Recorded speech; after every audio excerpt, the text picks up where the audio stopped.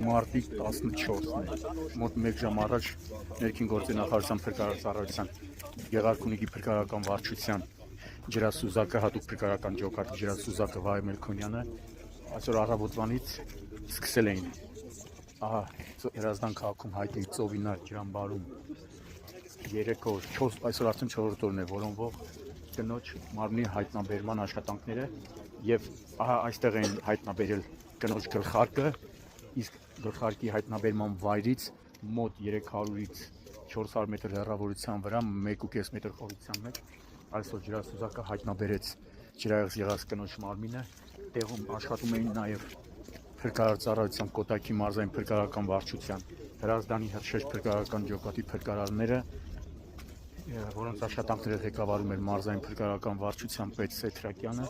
այս պահին արդեն դեպքի վայր են ժամանել Հայաստանի քննչական կոմիտեի Կոտայքի մարզային քննչական վարչության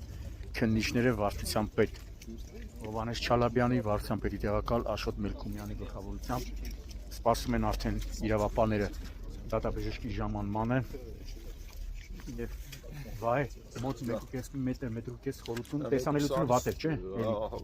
Տեսանելիությունը չկա, սա ցեխա ջուր, ծնալի անձրևաջրի ջուր, տեսանելիություն չկա։ 800 մետր հեռու է։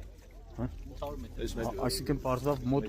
գլխարկի տեղից մոտ 800 մետր, ինձ ասել են 300 մետր, չէ, պարզավ 800 մետր հեռավորության վրա, բայց 3 օր, այսօր արդեն 4-րդ օրն էր,